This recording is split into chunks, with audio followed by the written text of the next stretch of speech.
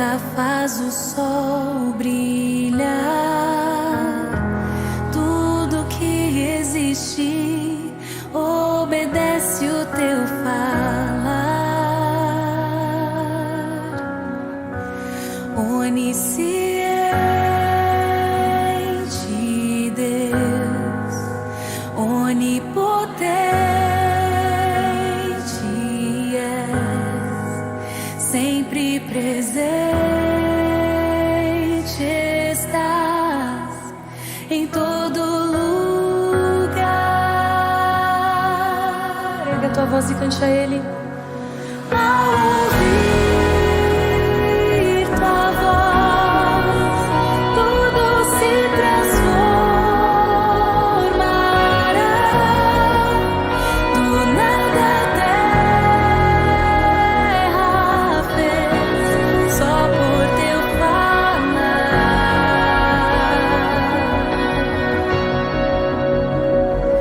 Ao ouvir tua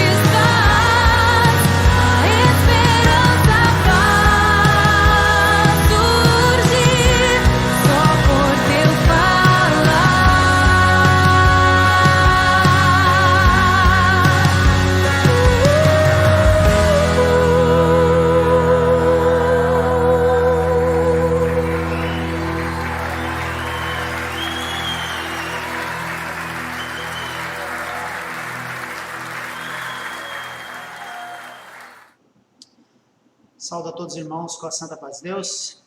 Amém? Maravilhoso hino, né? Que diz que tudo se transformará somente pela palavra de Deus. Se Ele foi capaz de fazer tudo o que criamos, Ele criou tudo que nós conhecemos hoje, irmãos. O que não é uma situação como está passando, o Senhor, bastar apenas uma palavra e tudo cessará. E é nesse propósito que estamos aqui, para clamar o nome do Senhor Jesus e dizer quão grandes maravilhas Ele pode fazer em nosso meio. Mas antes de entrarmos na palavra de Deus, quero agradecer aqui a participação dos irmãos no chat, né? Michele, a Sueli, Lucinete, Irmã Silvana, Andressa, Irmã Tereza, mais irmãos aqui ainda, irmão João Antônio Josafá, Pastor Jota, Irmã Esther, sua esposa, Maria Pereira, vai ter mais vídeos? Sim, inicialmente todo o culto de domingo, enquanto continuar essa situação que nós estamos passando, será feito online no mesmo horário do culto, né? Com um tempo um pouco menor, mas no mesmo horário das 7h30, tá? Irmã Maria Pereira.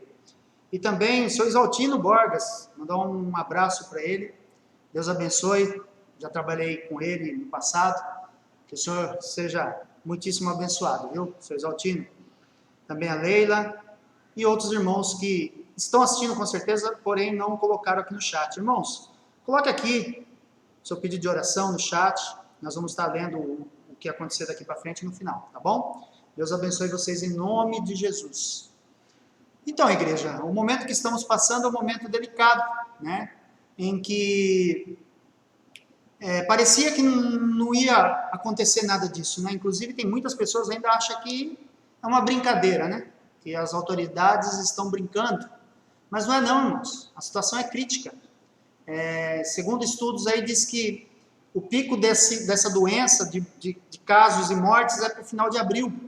Então, se nós não fizermos agora o que estamos fazendo, recolher nos nossos lares, evitar de reuniões em grupos, muitas pessoas reunidas, não importa seja na igreja, num casamento, num aniversário, a necessidade de estarmos cada um em seu lar, com a sua família, para que possamos tentar controlar isso que está acontecendo agora, para que possamos mais tardar assim, num modo rápido, no mês de abril, já a gente conseguir controlar essa situação, para que não aconteça o que está acontecendo em vários países do mundo, né? A Itália hoje está passando por uma situação crítica, irmãos.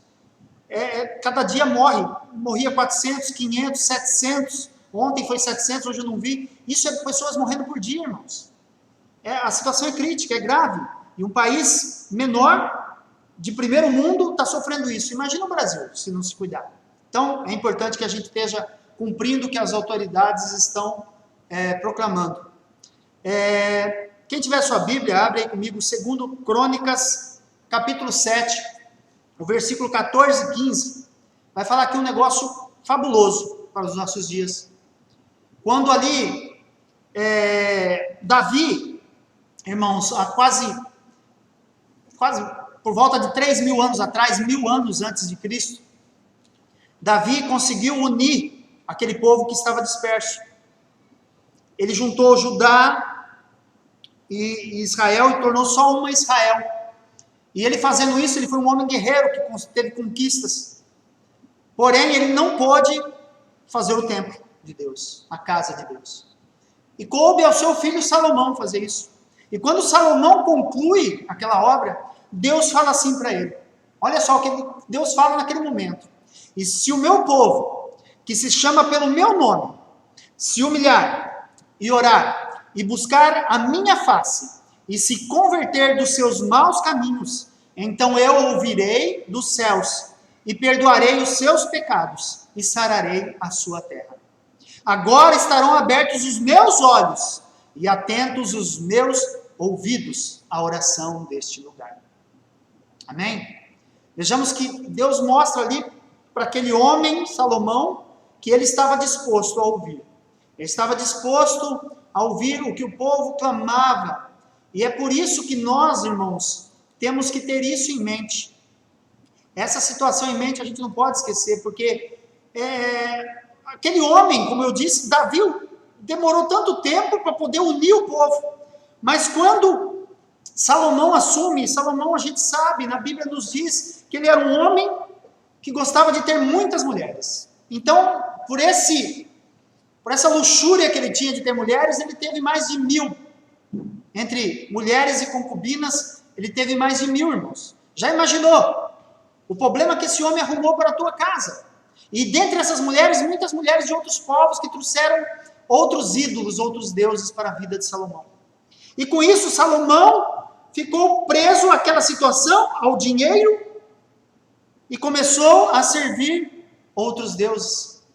E quando Salomão começa a fazer isso Salomão começou a reinar em cerca do ano 970 a.C., ele começa a trazer um problema para dentro do seu povo, do povo de Israel.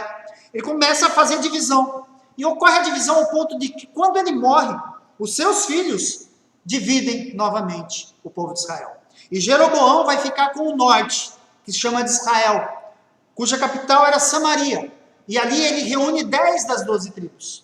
E o outro seu filho de Salomão, Roboão, fica com o reino do sul, que se chama Judá, cuja capital era Jerusalém, somente com 2 tribos. Então o povo começou a dividir. 10 tribos formou Israel e 2 tribos formou Judá. E novamente o povo se divide politicamente e espiritualmente.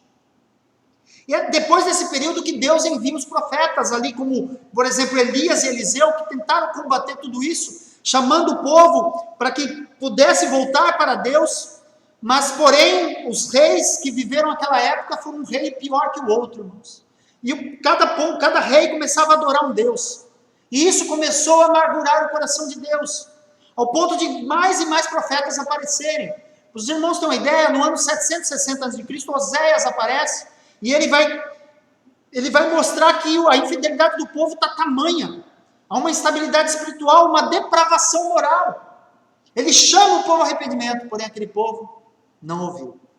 Amós também, por volta do ano 750 a.C., ele vê que o povo está cultuando sem vida. A música que o povo faz é só um barulho. Ele também conclama a nação ao arrependimento, mas o povo não ouviu.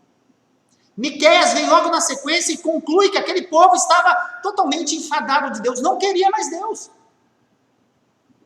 Nessa mesma época surge o profeta Isaías. E nessa época o profeta Isaías vai para o sul, cujo rei era Ezequias. Esse sim era um rei de coração bom, que era reto na presença de Deus. E com a ajuda de Isaías, ele consegue puxar o povo de novo para voltar a adorar a Deus. E com isso ele consegue libertar-se das mãos dos assírios. Porque os assírios naquela época eram o povo que dominava aquela região. E já tinham dominado o norte. Lembra do norte, Israel? Os assírios já tinham dominado. E eles começam a fazer um cerco sobre Judá, sobre Jerusalém.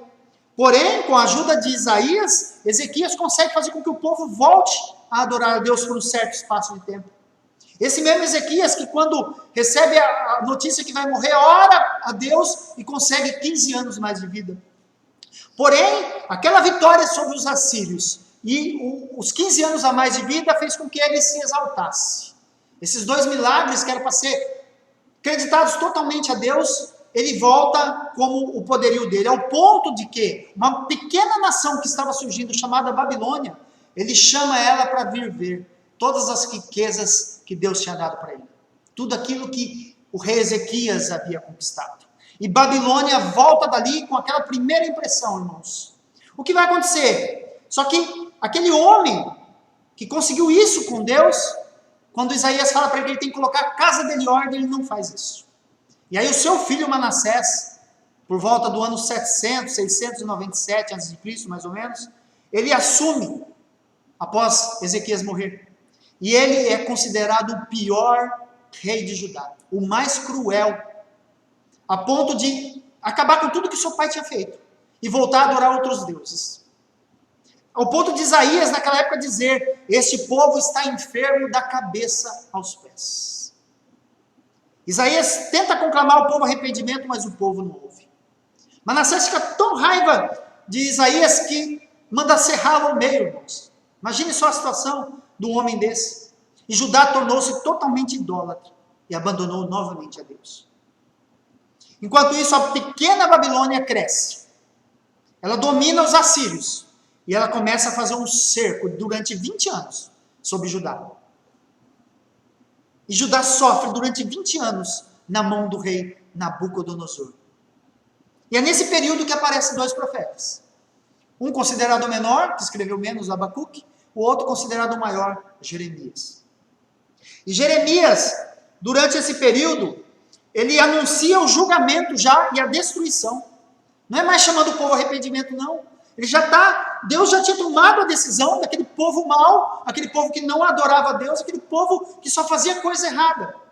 E Jeremias chora, porque o povo tinha abandonado a Deus.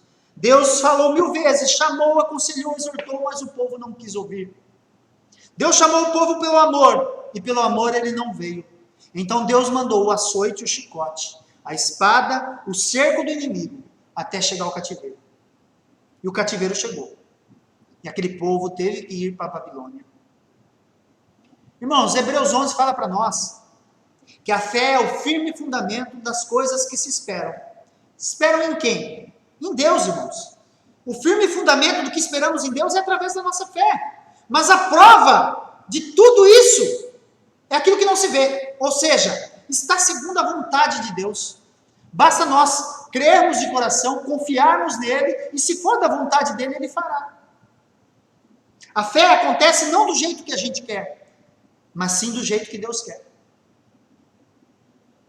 E antes de ir para a Babilônia, durante aqueles 20 anos, eu falei do profeta Jeremias, mas o profeta Abacuque, nos seus 3 capítulos, mostra a realidade do que acontecia naquele período. Abacuque chega ao ponto de anunciar, né, ao povo, chamar o povo a arrependimento ainda, porque não estava ainda determinado o cativeiro. Mas o povo não voltou-se dos seus pecados, não arrependeu do seu pecado e não voltou para Deus. Olha o que Abacuque diz no seu capítulo 1, versículo 2, irmãos. Até quando, Senhor, clamarei eu, e tu não me escutarás? Gritar-te-ei violência, e não salvarás. Foi nessa época que saiu a sentença, que lemos de Jeremias. E o povo teria que ir para o cativeiro.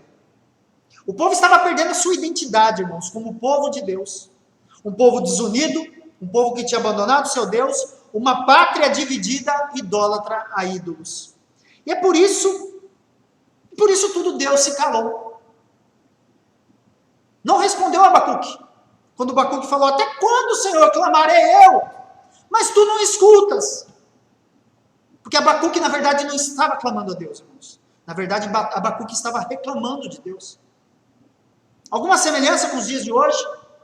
Um povo no caminho de uma Babilônia, né? Temos aí uma Babilônia chamada Covid-19, o tal do coronavírus, onde o mundo vive em meio à idolatria, ao pecado, nações contra nações, um povo que a grande maioria só vive para zombar a Deus. O homossexualismo, a falta de amor ao próximo, as pessoas afrontando diretamente Deus. Podemos ver que no último carnaval do Brasil, muitos compartilharam a situação, pessoas arrastando um Cristo em meio ao asfalto, zombando de Deus, e as pessoas ainda não sabem porque coisas ruins acontecem. Daí o que acontece nesse período? Lamentação e queixas, assim como Abacuque. Você deve conhecer pessoas assim, irmão, que só reclamam da vida. Você gosta de viver ao lado dessas pessoas? Creio que não. Deus quer ouvir você clamando a Ele. Invoca-me e te responderei.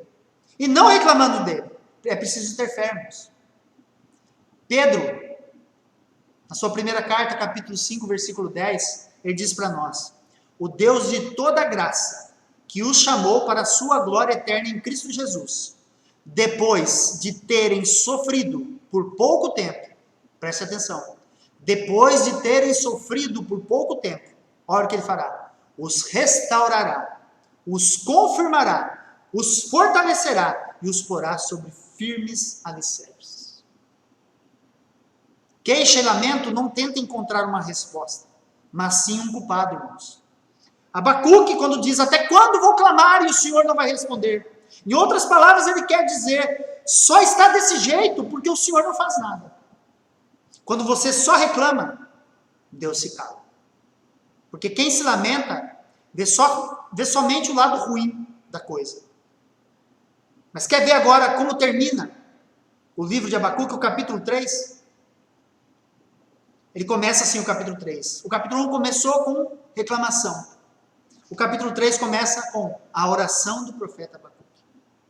Ouvi, Senhor, a tua palavra e temi. Aviva, ó Senhor, a tua obra nos meios dos anos. No meio dos anos faz reconhecida. E na tua ira, Senhor, lembra-te da misericórdia. Mudou, né, a situação. Em vez de queixa, agora uma oração. Enquanto a queixa busca culpado, a oração e o clamor, uma saída. Ele diz, ouvi a tua palavra e temi. É um reconhecimento das nossas falhas, irmãos. Porque o próprio Provérbios 9:10 diz para nós, temor ao Senhor é o princípio da sabedoria. Depois ele vem dizer, aviva, Senhor, a tua obra nos meios dos anos. É a situação que estamos passando, Senhor. Temos que clamar a Deus, pedir para que Ele nos fortaleça. Porque aquele que semeia em lágrima, colherá com alegria.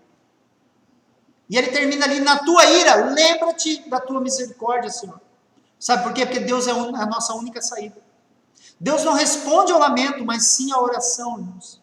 E ele termina aquele capítulo, o versículo 17 e 18, que é um hino, é um versículo tão conhecido que é até um hino que cantamos frequentemente. Ainda que a figueira não floresça, nem haja fruto na vide, ainda que decepcione o produto da oliveira, e os campos não produzam mantimento, ainda que as ovelhas da malhada sejam arrebatadas, e nos currais não haja gado. Olha só como ele termina. Todavia, portanto, no entanto, a situação está difícil, falta tudo, mas eu me alegrarei no Senhor, exultarei no Deus da minha salvação. Aleluia. Verifique que Abacuque está dizendo que falta tudo. Não tem figo, não tem vinho, não tem azeite, falta comida. A situação crítica está batendo a porta. Alguma coincidência? Alguma coincidência. Porém, ele diz, eu decido, a minha decisão é, eu vou me alegrar no Senhor. Ele escolheu habitar no esconderijo do Altíssimo, como diz o Salmo 91. 1000 cairão ao meu lado, 10.000 à minha direita, mas eu não serei atingido. Começou o seu livro com lamento e terminou com uma adoração, uma oração. Devemos ser assim, parar de reclamar, murmurar, lamentar e começar a adorar, exaltar, clamar, orar, porque Ele tem o melhor para a sua vida. Jeremias 29:11 diz para nós, porque eu bem sei, olha o que Deus fala, eu bem sei os pensamentos que tenho a vosso respeito, diz o Senhor, pensamentos de paz e não de mal. Abacuque reconhece que Deus precisa fazer aquilo com o seu povo. Sabe para quê? Para aquele povo sair fortalecido. E é isso que ele conclui, ele começa reclamando, quando a função dele era chamar o povo ao arrependimento. Porém, quando vem a notícia que vai ter que ir para o cativeiro, de começo ele não entende que ele havia clamado e Deus não tinha respondido. Mas quando ele chega no final e ele percebe que aquilo que Deus está fazendo é para que no futuro o povo dele voltasse para ele, porque aquele povo estava sem identidade, havia se esquecido de Deus, um povo corrupto sem fé, um povo dividido. E vem o cativeiro. No ano 605 a.C., diz que Nabucodonosor chegou de vez para levar Jerusalém para o cativeiro. E esse cativeiro foi feito em 3 etapas, irmãos. E essas 3 etapas duraram mais 20 anos. Foi no período de 20 anos. Na primeira, levou uma parte, e nessa parte estava Daniel e seus amigos. Nessa primeira parte ele só levou jovens da família real. E Daniel e seus amigos estavam lá. Tanto é que Daniel fica lá durante os 70 anos de cativeiro, irmãos. A segunda parte, Nabucodonosor já vem, saqueia o templo de Jerusalém e leva outra leva, que foi no ano 597, 8 anos depois. E nessa leva vai o profeta Ezequiel, que é o último profeta que nós vamos falar. E a terceira leva ocorreu cerca de 11 anos depois, no ano 586 a.C., que aí sim Nabucodonosor destrói Jerusalém, destrói o templo e leva o povo dessa vez para lá. E nessa terceira leva, o povo, a classe mais humilde, que estava dividida, quando chega na terra estranha, elas vão começar a querer ficar unidas. Olha só, dá para entender? Enquanto está tudo bem, desunião, não adoração a Deus, quando eles vão para a Babilônia, o cinto aperta, eles começam de novo a buscar a Deus.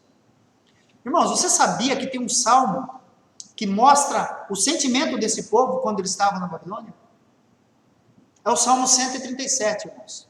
O Salmo 137, ele vai dizer para nós, olha só, junto aos rios da Babilônia, ali nos assentamos e choramos.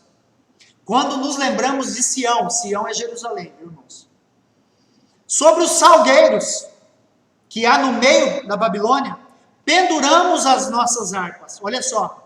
Pois lá aqueles que nos levaram cativos nos pediram uma canção. E os que nos destruíram, que os alegrássemos dizendo, cantai uma canção de Jerusalém. Como cantaremos a canção do Senhor em terra estranha, diziam eles. Na verdade, eles não cantavam nem quando estavam em Jerusalém.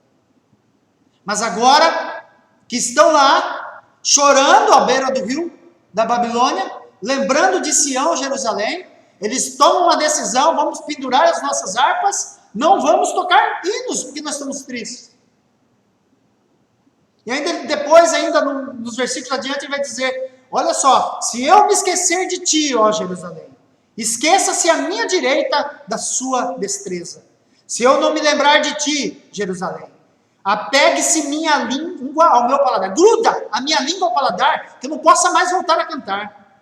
Se não preferir Jerusalém, a minha maior alegria.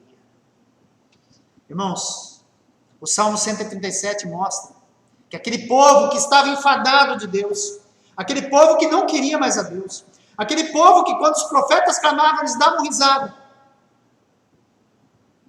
Até semanas atrás, irmãos, pensávamos a mesma coisa com relação a esse Deus.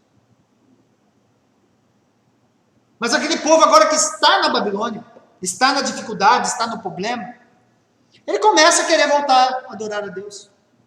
Agora escravos em terra estranha, sentem falta e choram de saudade. E não querem mais cantar. Como cantaremos a canção do Senhor em terra estranha? Como cantar uma coisa que já não cantavam? Eles já estavam fazendo isso.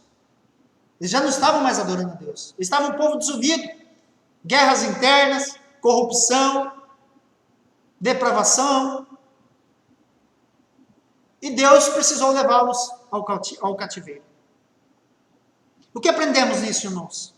Que só damos valor às coisas importantes da vida quando a perdemos. Que saudade do nosso dia a dia no mês passado. Precisa ir longe. Talvez na semana passada. Mas a mesma Bíblia vai dizer que naquele período, que estavam na Babilônia, Deus levanta o profeta Ezequiel. Ele dá uma visão em meio àquela situação difícil. E essa visão está em Ezequiel capítulo 37, irmãos. E lá vai mostrar para nós, não vou ler, só vou relatar, vai mostrar para nós que Deus colocou Ezequiel no meio de um vale que estava cheio de ossos. E vai dizer que não eram simples ossos, eram ossos sequíssimos, irmãos. Não tinha mais esperança nenhuma.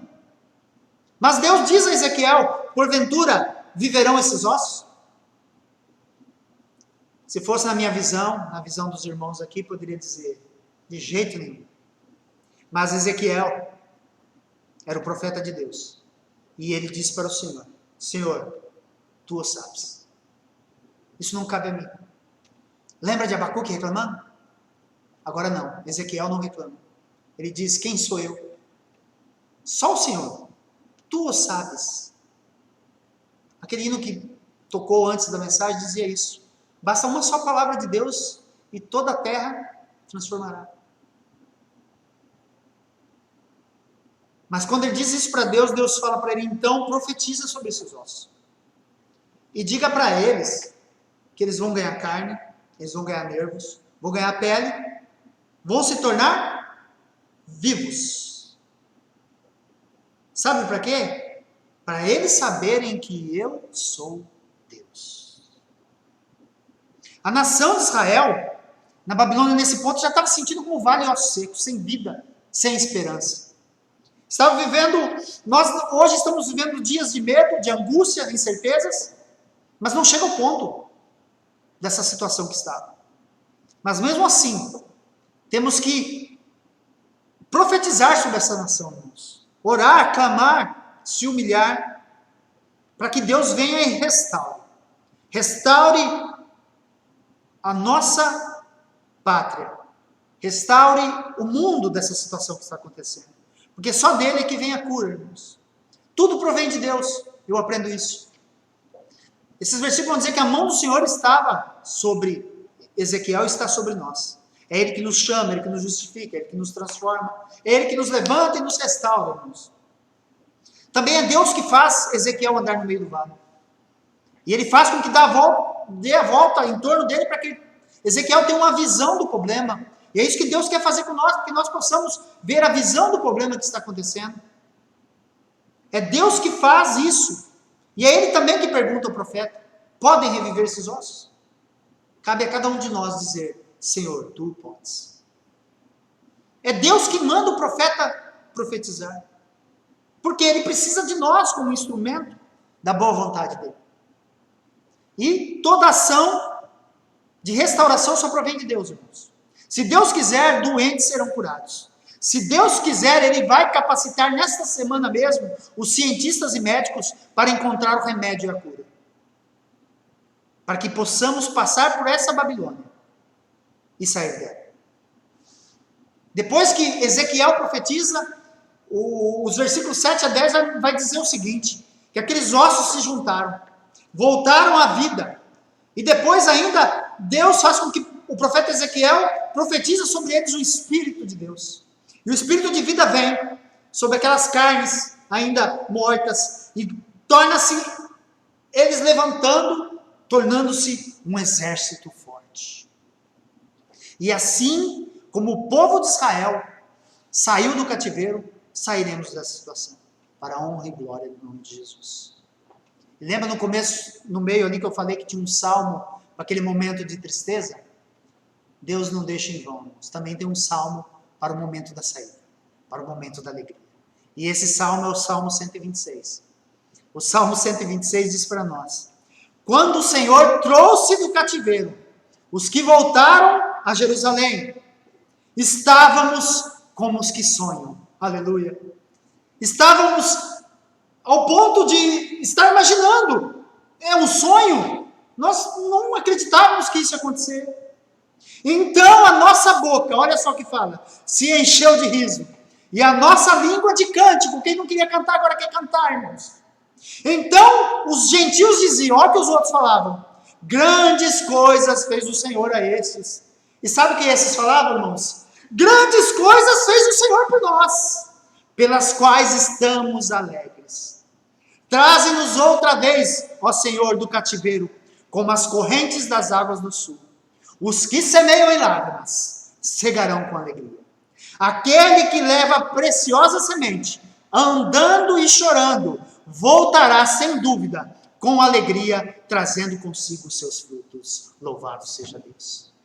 Os que semeiam em lágrimas cegarão com alegria, irmãos. Aquele que agora está levando a preciosa semente, chorando, caminhando, voltará no final dela com alegria, trazendo consigo os seus frutos.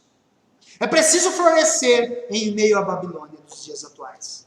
É preciso ter esperança em meio ao desespero. Porque os que semeiam e plantam hoje com lágrimas, colherão os seus frutos com alegria.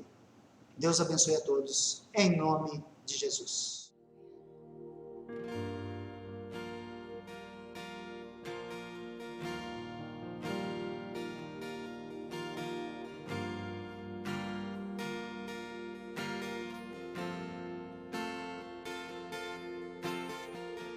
Há uma nova canção em meus lábios.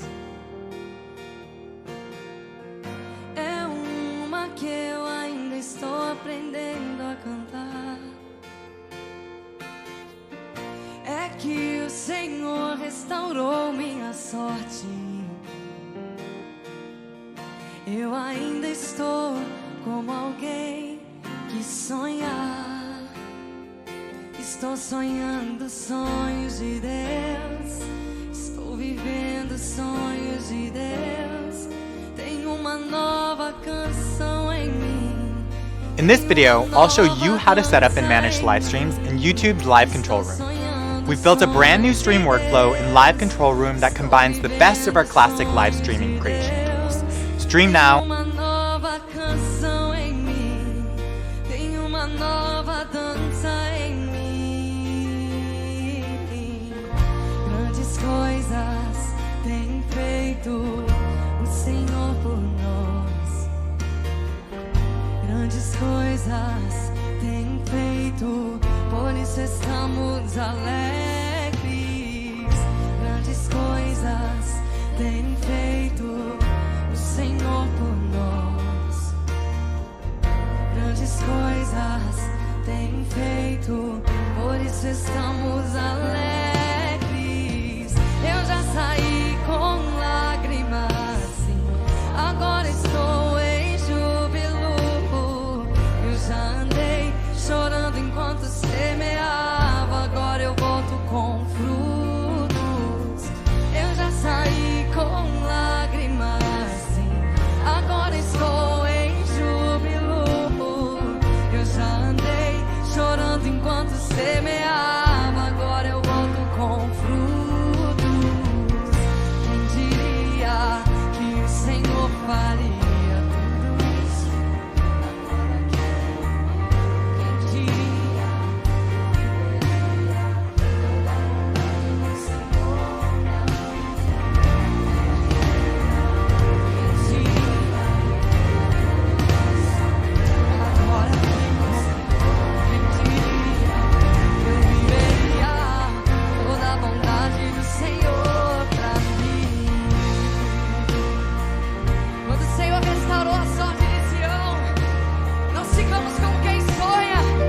Então a nossa boca se encheu de risos, nossos lábios de louvor, e se dizia entre as nações: grandes coisas fez o Senhor por eles. Sim, grandes coisas fez o Senhor por nós, por isso estamos alegres.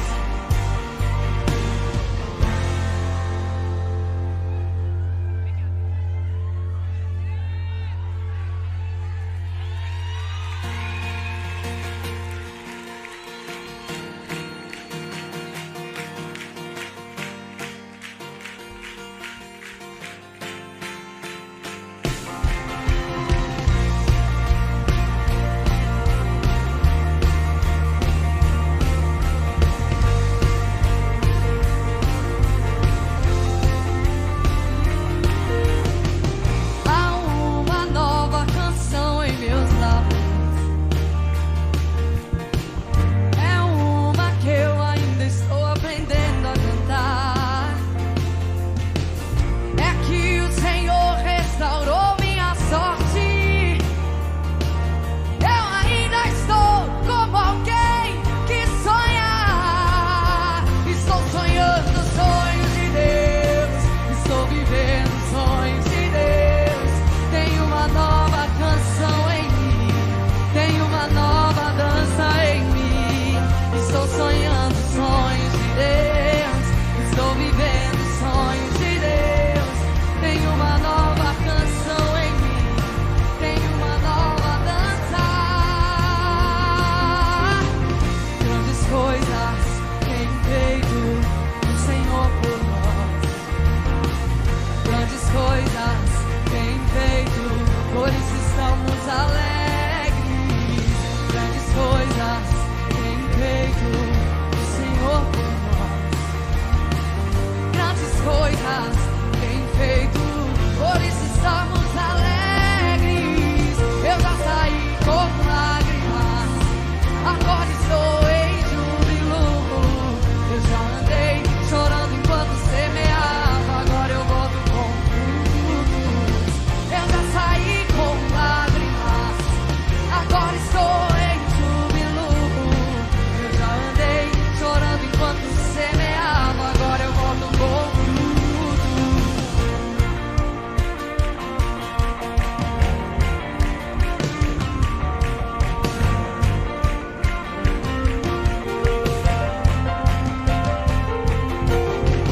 Quem diria que o Senhor faria tudo isso agora aqui comigo?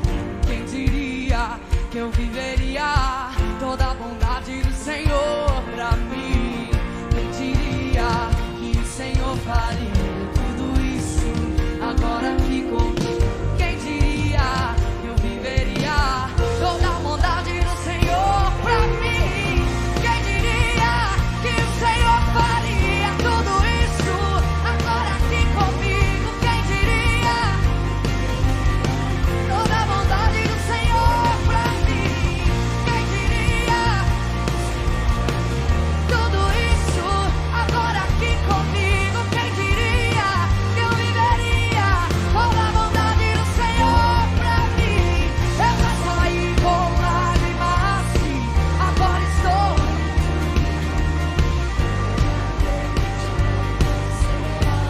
Agora eu volto com frutos. Eu já saí com lágrimas, agora estou em júbilo. Eu já andei. Essas palmas louvem ao Senhor. Eu já saí com lágrimas, sim, agora estou em júbilo. Eu já andei.